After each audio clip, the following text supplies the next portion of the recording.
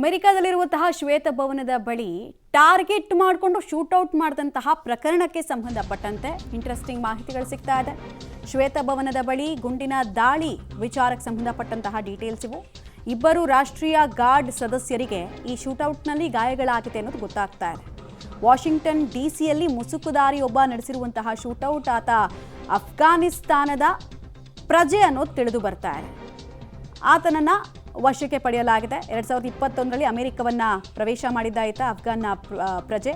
ಇದು ಭಯೋತ್ಪಾದಕ ಕೃತ್ಯ ಅಂತ ಈಗಾಗಲೇ ಪೊಲೀಸರು ಇದನ್ನು ಘೋಷಿಸಿದ್ದಾರೆ. ದುಷ್ಟಕೃತ್ಯ ಅಂತ ಅಧ್ಯಕ್ಷ ಡೊನಾಲ್ಡ್ ಟ್ರಂಪ್ ಕೂಡ ಖಂಡಿಸಿದ್ದಾರೆ. ಈಗಾಗಲೇ ಅಮೆರಿಕದಲ್ಲಿ ವಲಸಿಗರನ್ನ ಡಿಪೋರ್ಟ್ ಮಾಡುವಂತಹ ಕೆಲಸ ಎಲ್ಲ ಆಗ್ತಿದೆಯಲ್ಲ, ಅದಕ್ಕೆ ರಿಲೇಟೆಡ್ ಆಯಿತು ಅಥವಾ ಏನು ಅನ್ನೋದು ಗೊತ್ತಿಲ್ಲ. ಬಟ್ ಯಾರು ಈ ಕೃತ್ಯವನ್ನು ಮಾಡಿದ್ದಾನೆ ಅವನ ಐಡೆಂಟಿಟಿ ಎಲ್ಲ ರಿವೀಲ್ ಆಗಿದೆ. ಫಸ್ಟ್ ಇನ್ಫಾರ್ಮೇಷನ್ ಎಲ್ಲ ಸಿಕ್ಕಿದೆ.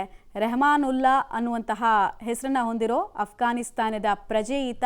ಇಲ್ಲಿ ಬಂದು ಲೋನ್ ಉಲ್ಫ್ ರೀತಿ, ಒಂಟಿ ತೋಳದ ರೀತಿ ಕೃತ್ಯಗಳನ್ನು ಎಸಗಿದ್ದಾನೆ ಅನ್ನೋದು ತಿಳಿದು ಬರ್ತಾ ಇದೆ. ಜಸ್ಟು ಅಮೆರಿಕದ ಅಧ್ಯಕ್ಷರು ಉಳಿದಿರುವಂತಹ 2 ಬ್ಲಾಕ್ಸ್ಗಳಿಂದ ಆಚೆಗೆ ನಡೆದಿರುವಂತಹ ಶೂಟೌಟು. ಆಮೇಲೆ ಅಮೆರಿಕದ ಡೆಡ್ಲಿ ಗನ್ ಸಂಸ್ಕೃತಿ ಬಗ್ಗೆ ನಾವು ಹೇಳ್ತಾ ಇರ್ತೀವಿ.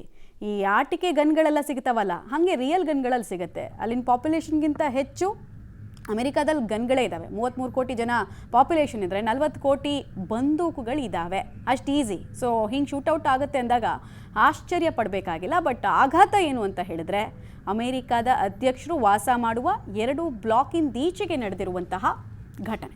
ಈಗ ಗಮನಿಸ್ತಾ ಇದ್ದೀವಿ, ಈ ಶೂಟೌಟ್ ಮಾಡೋದಕ್ಕೆ ಬಂದಂತಹ ವ್ಯಕ್ತಿಯ ಉದ್ದೇಶ ಏನಾಗಿತ್ತು ಅನ್ನೋದ್ರ ಇನ್ಫಾರ್ಮೇಷನ್ ಇನ್ನೂ ಸಿಕ್ಕಿಲ್ಲ. ಆದರೆ ವೆಸ್ಟ್ ವರ್ಜೀನಿಯಾ ನ್ಯಾಷನಲ್ ಗಾರ್ಡ್ನ ಸಿಬ್ಬಂದಿಗಳು ಇಲ್ಲಿ ಕೆಲಸದಲ್ಲಿ ಇದ್ದಂತಹ ಟೈಮ್ನಲ್ಲಿ ಆಗಿರುವಂತಹ ಘಟನೆ ಇದು.